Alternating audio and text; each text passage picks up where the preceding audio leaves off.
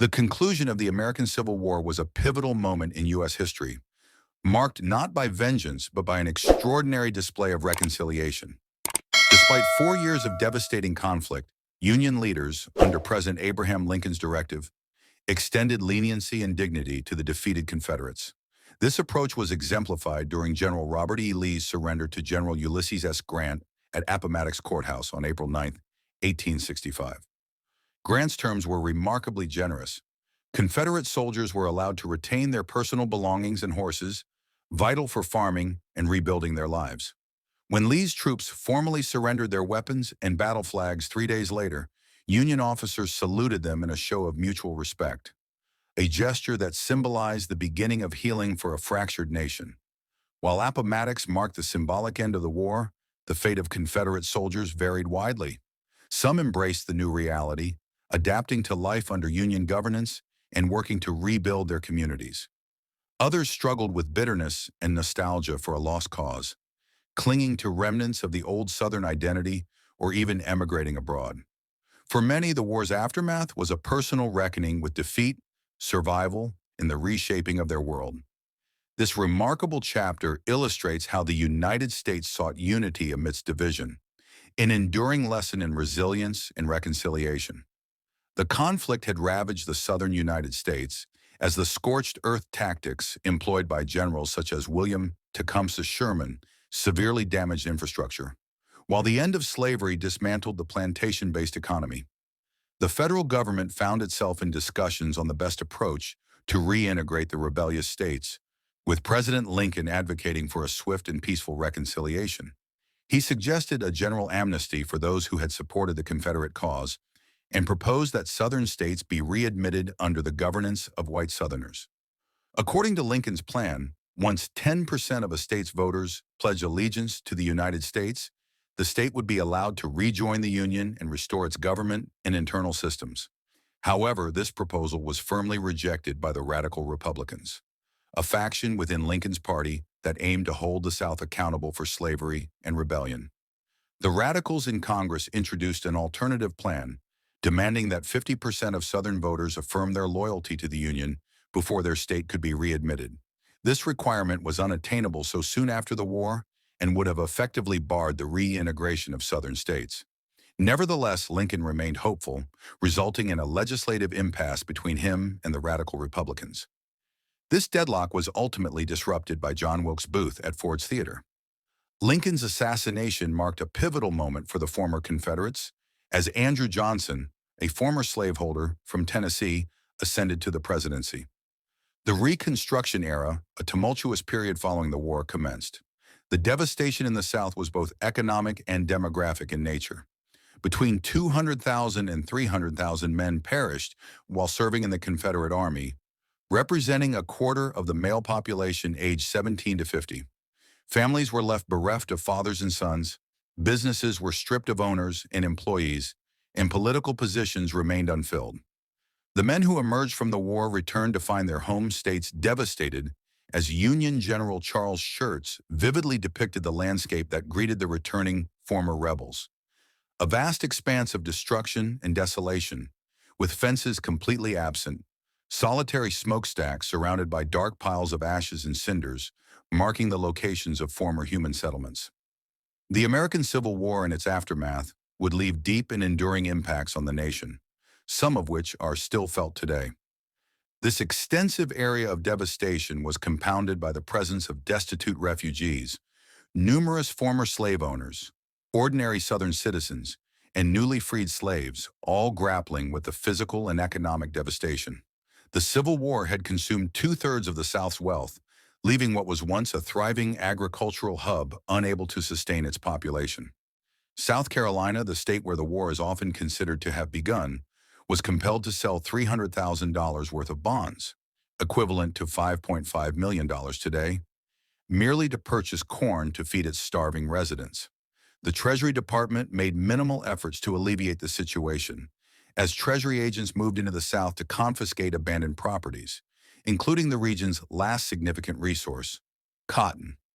These agents claimed the cotton was to be seized as war reparations. However, the individuals overseeing these transactions were far from trustworthy. A system developed whereby Southern cotton owners could evade the confiscation of their stocks by asserting their loyalty to the United States. Unfortunately, these arrangements frequently involved collusion between affluent Southerners and Treasury agents, leading to some of the unseized cotton being sold by the agents for personal gain. While many returned to struggle for survival on their devastated lands, not all were willing to accept the new social order in the South or risk persecution for their involvement in the war. Several Confederate politicians, including Secretary of State Judah P. Benjamin and Secretary of War John C. Breckinridge, sought refuge in Europe, with Benjamin finding safety in Britain and Breckinridge eventually returning home after receiving a pardon. Confederate President Jefferson Davis attempted a similar escape but was apprehended by federal cavalry. Rank-and-file Confederates looked even further south, with some choosing to settle in Mexico. They believed that the United States would eventually engage in conflict with Mexico again, providing them an opportunity to march against the Union forces once more. However, Mexico was a nation that had abolished slavery, an institution that many ex-Confederates still cherished. Fortuitously, the Empire of Brazil shared similar sentiments. Recognizing a new economic opportunity for his expansive nation, Brazilian Emperor Dom Pedro II extended an invitation for cheap farmland and refuge to any Confederates willing to relocate to Brazil, aiming to utilize Southern expertise in cotton farming alongside local slave labor. Approximately 20,000 Confederates accepted Pedro's offer, establishing the town of Americana, located about 260 miles from São Paulo. Immigrants discovered Brazil to be a welcoming place, with one individual reflecting that the war-torn soldier, the grieving parent, the oppressed patriot, the dispossessed could all find solace from their hardships and a home free from the haunting memories of tragic events. The residents of Americana continued to honor Confederate Memorial Days and displayed a deep respect for 19th century Southern culture.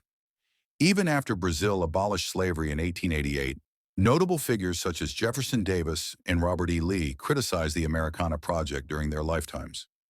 These prominent figures found themselves at odds with President Johnson's policies. While a general amnesty was granted to ordinary Confederates, an exception was made for those possessing property valued over $20,000, equivalent to approximately $370,000 today.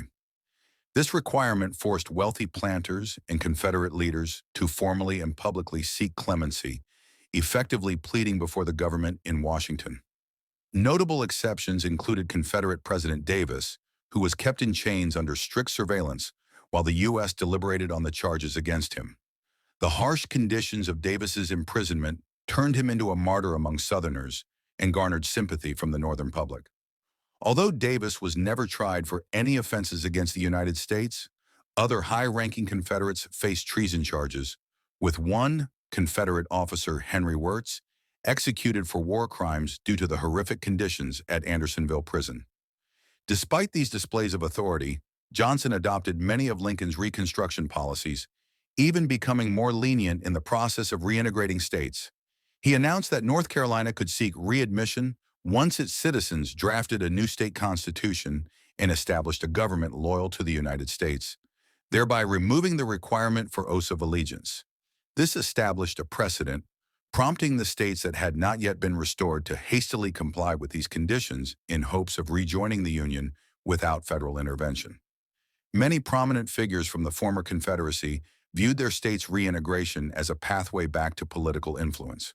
In total, the former vice president of the Confederacy, 4 Confederate generals, 5 colonels, 6 cabinet members, and 58 congressmen made their way to Washington following the 1865 election.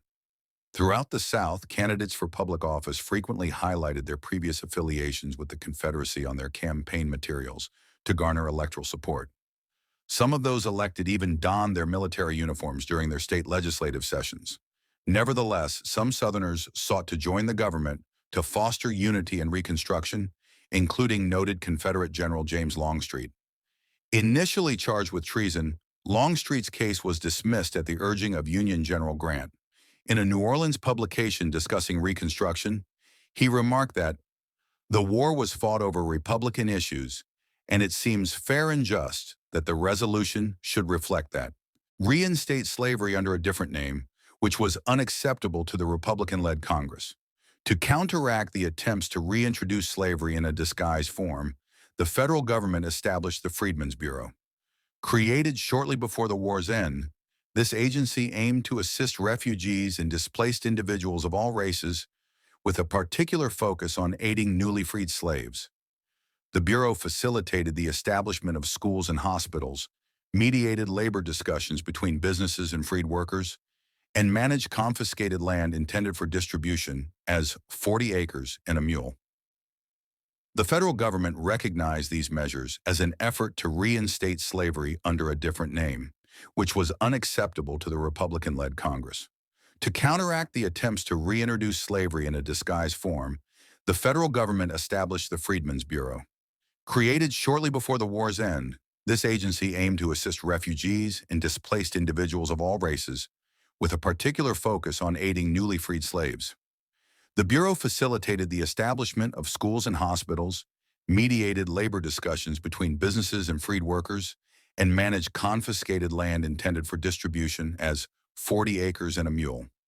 However, President Johnson exerted pressure on the Bureau to return confiscated lands to their original Confederate owners, resulting in freedmen receiving minimal land of their own. The Bureau did achieve notable success in setting up educational institutions and healthcare facilities, serving hundreds of thousands of patients and educating many first-generation students. Nevertheless, these initiatives conflicted with the values of former Confederates, and the newly formed state governments made it evident that the Bureau lacked genuine authority within their jurisdictions. Former Confederates perceived the Bureau as an imposition akin to a foreign government, supported by occupying forces, while others viewed it as a threat to Southern autonomy. In 1866, President Johnson openly opposed the Freedmen's Bureau by vetoing its funding extension, effectively dismantling the organization. In response, former Confederates began to enforce the Black Codes through spontaneous violence, with some of these vigilante groups gaining such strength that federal troops were compelled to confront them in direct conflict. These protective organizations garnered significant public backing, culminating in the rise of the Ku Klux Klan, particularly under the leadership of former Confederate raider Nathan Bedford Forrest. The KKK concluded that sporadic violence was insufficient. They believed that Southern blacks needed to be instilled with fear to reinforce their subordinate status. A wave of violence ensued, characterized by lynchings of both black individuals and white Northerners, voter intimidation, and public spectacles designed to convey a clear message. White Southerners remained in control, and this dominance would persist.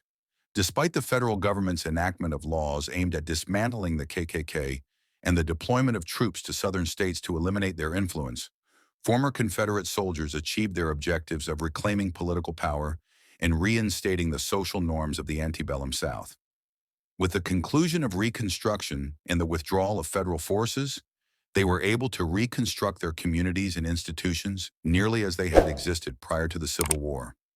The repercussions of their actions continue to influence American social and political conflicts to this day,